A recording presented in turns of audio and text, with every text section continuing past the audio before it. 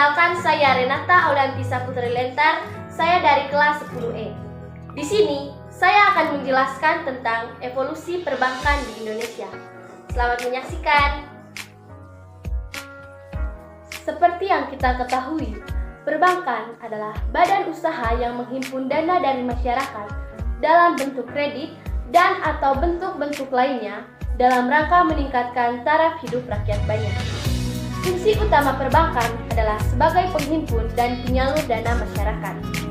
Perbankan bertujuan untuk menunjang pelaksanaan pembangunan nasional dalam rangka meningkatkan pemerataan, pertumbuhan ekonomi, dan stabilitas nasional ke arah peningkatan kesejahteraan rakyat banyak.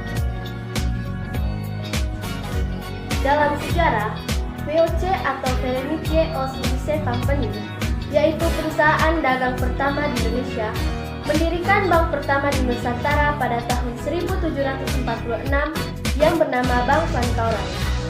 Tujuan didirikannya Bank Van Kauran adalah untuk mempermudah aktivitas perdagangan VOC di Indonesia.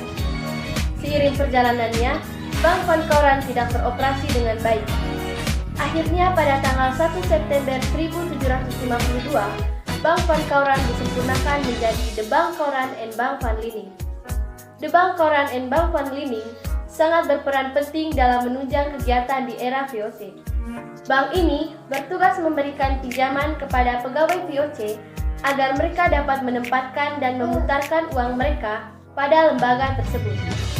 Lembaga keuangan ini juga berfungsi sebagai pengirim dana dari dan ke negeri Belanda. Pada tahun 1799 atau menjelang abad ke-19, VOC dinyatakan bangkrut karena praktik korupsi yang akut dari pegawai rendahan hingga pejabatnya. Sementara di wilayah koloni VOC kemudian berpindah tangan menjadi Hindia Belanda yang berada di bawah Kementerian Urusan Tanah Jajahan atau Kementerian Kolonial Belanda. Meski VOC bubar di Hindia Timur, Bank Kauran and Bank Van Liening masih tetap bisa bertahan dan operasinya berlanjut di era Hindia Belanda. Namun di tahun 1818, bisnis bank ini tumbang setelah ikut diterpa krisis ekonomi. Bank ini kemudian resmi ditutup pemerintah. Kemudian, 10 tahun setelah penutupan Bank Kauran and Bank Van Liening, berdirilah bank yang menjadi cikal bakal Bank Indonesia, yaitu The Javase Bank. Bank ini berdiri pada 24 Januari 1828 pada masa pemerintahan Raja Willem I. Presiden The Javase Bank yang pertama adalah Christian de Haan, didampingi oleh C.J. Mulder sebagai sekretaris. The Javase Bank memilih orang-orang yang cocok untuk menjadi direksinya. Hal tersebut sesuai dengan Oktroi The Javase Bank I yang berlaku selama 10 tahun.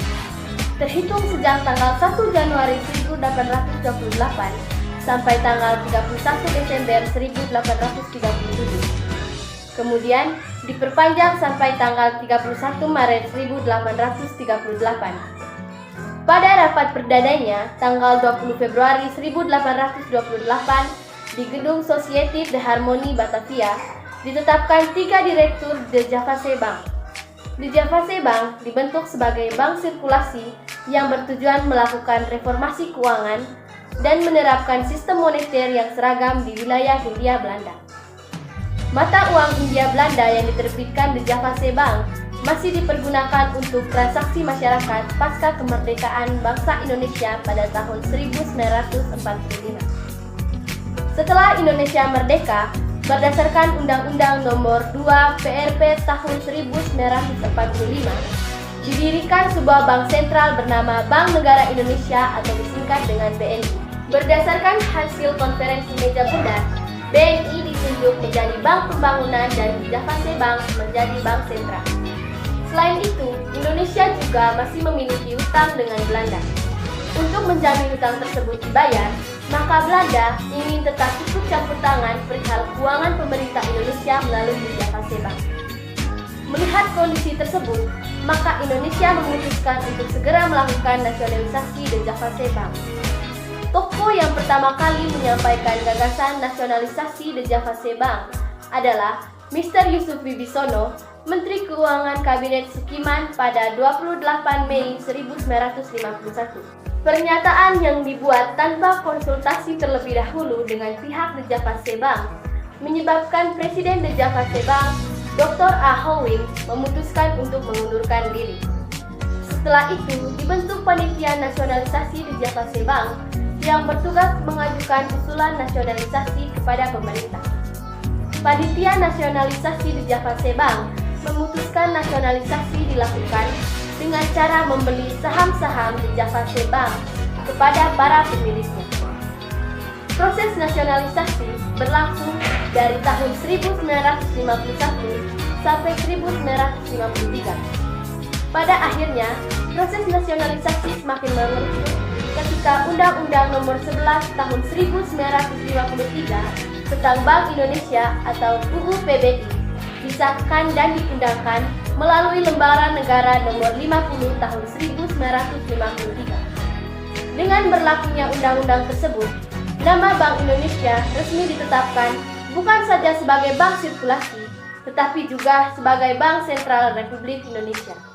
Setelah dinasionalisasi, The Javasse Bank diubah menjadi Bank Indonesia. Bank Indonesia adalah Bank Sentral Republik Indonesia sesuai dengan pasal 23D Undang-Undang Dasar Negara Republik Indonesia dan Undang-Undang Nomor 23 Tahun 1999 tentang Bank Indonesia.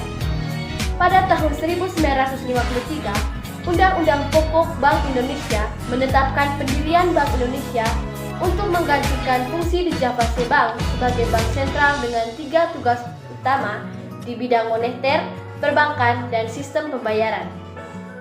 Undang-undang saat ini yang menjadi dasar hukum Bank Indonesia adalah Undang-Undang Nomor 23 Tahun 1999 tentang Bank Indonesia yang telah beberapa kali mengalami penyempurnaan, terakhir dengan Undang-Undang Nomor 6 Tahun 2009. Status Bank Indonesia yaitu yang pertama sebagai lembaga negara yang independen. Sebagai suatu lembaga negara yang independen, Bank Indonesia mempunyai otonomi penuh dalam melaksanakan setiap tugas dan wewenangnya sebagaimana ditentukan dalam undang-undang. Yang kedua adalah sebagai badan hukum. Status Bank Indonesia baik sebagai badan hukum publik maupun sebagai badan hukum perdata ditetapkan dengan undang-undang. Sebagai badan hukum publik, Bank Indonesia berwenang menetapkan peraturan-peraturan hukum yang merupakan pelaksanaan dari undang-undang yang mengikat seluruh masyarakat luas sesuai dengan tugas dan wewenangnya. Sebagai badan hukum perdata, Bank Indonesia dapat bertindak untuk dan atas nama sendiri di dalam maupun di luar pengadilan. Bank Indonesia juga memiliki tujuan dan tugasnya. Dalam kapasitasnya sebagai bank sentral, Bank Indonesia mempunyai satu tujuan tunggal, yaitu mencapai dan memelihara kestabilan nilai rupiah. Untuk mencapai tujuan tersebut, Bank Indonesia didukung oleh 3 pilar yang merupakan 3 bidang tugasnya. Ketiga bidang tugas ini adalah yang pertama, menetapkan dan melaksanakan kebijakan moneter. Yang kedua, mengatur dan menjaga kelancaran sistem pembayaran. Dan yang ketiga, menjaga stabilitas sistem keuangan.